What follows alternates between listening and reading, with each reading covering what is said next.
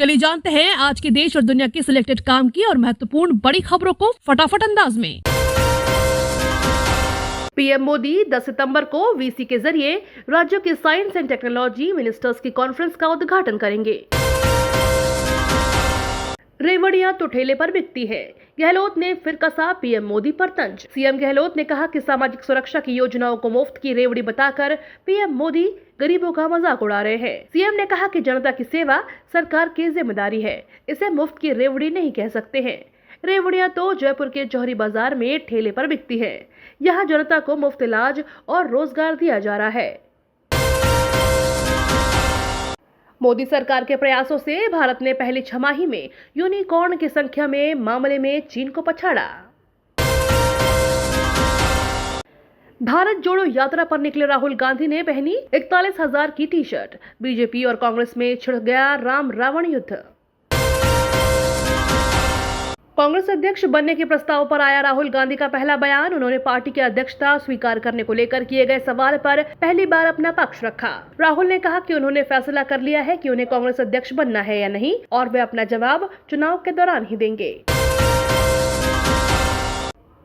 CM Nitish Kumar बोले, बिहार में जंगल राज नहीं जनता राज है। भाजपा के आरोपों को किया खारिज। नीतीश कुमार ने कहा कि इस तरह की टिप्पणियों से सरकार प्रभावित नहीं होती है, क्योंकि अब बिहार के लोगों के लिए काम करने के लिए प्रतिबद्ध है।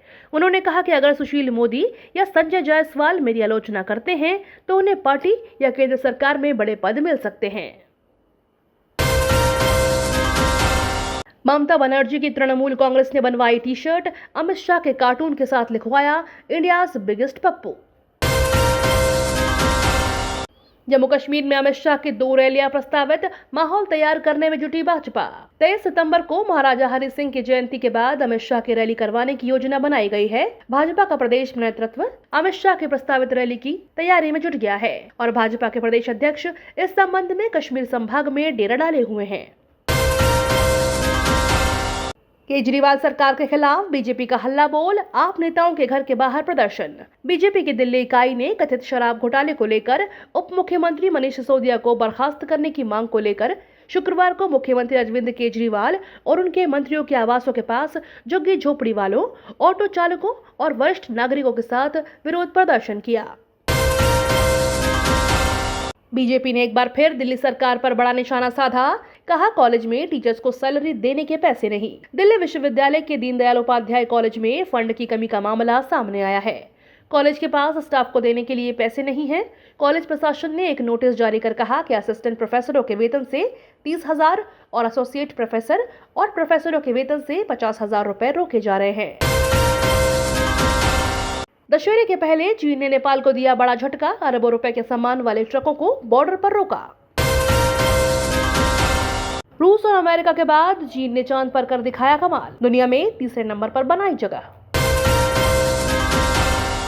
बढ़ती महंगाई के बीच केंद्र सरकार का अहम फैसला, इस खाद्यान्न के निर्यात पर लगाई रोक। केंद्र सरकार ने ब्रोकन राइस यानी टूटे चावल पर निर्यात पर रोक लगा दी है। इसके लिए बाकायदा सरकारी आदेश भी जारी हो चुके हैं। इसी के साथ सरकार ने उसना चावल को छोड़कर गैर बासमती चावल पर भी 20% का निर्यात शुल्क लगा दिया है। कृषि क्षेत्र में पीपीपी मॉडल की एंट्री से आएगी क्रांति, बढ़ेगी किसानों की आय। रूस के हमले का खतरा, अमेरिका से 96 अपाचे हेलीकॉप्टर खरीदेगा पोलैंड। भारतीय वायुसेना की शान है उड़ते टैंक। ताइवान की कंपनी के साथ चल रही है बातचीत। समझौता हुआ तो आईफोन बनाने वाली पहली भारतीय कंपनी बन जाएगी टाटा। ताइवान की कंपनी के साथ चल रही है बातचीत। समझौता हुआ तो आईफोन बनाने वाली पहली भारतीय कंपनी बन जाएगी टाटा। आरबीआई ने जारी किया अलर्ट, इन एप्स और वेबसाइट का इस्तेमाल पड़ेगा आपको महंगा। हाल ही में आरबीआई ने एक नई लिस्ट जारी की है। लिस्ट में वैसे ऐप्स और वेबसाइट को शामिल किया गया है जो फॉरेक्स लेन देन और सौदे के लिए रजिस्टर्ड नहीं है। इस लिस्ट में आरबीआई ने 34 प्लेटफॉर्म को शामिल किया है। बाढ़ में तबाह हो गया पाकिस्तान, 20 अरब डॉलर के नुकसान का अनुमान। 1.2 करोड़ हो जाएंगे गरीब। मैट्रिक स्तरीय पदों पर नियुक्ति के लिए ऑनलाइन फॉर्म भरने की तिथि में जेएसएससी ने किया बदलाव। झारखंड कर्मचारी आयोग ने झारखंड मैट्रिक स्तर संयुक्त प्रतियोगिता परीक्षा 2022 के लिए ऑनलाइन फॉर्म भरने की तिथि में बदलाव किया है। पहले इस परीक्षा के लिए ऑनलाइन फॉर्म 11 सितंबर से भरे जाने थे। केंद्र सरकार का ऐलान, महंगाई भत्ते में 1 जुलाई 2022 से बढ़ोतरी के प्रस्ताव को मंजूरी।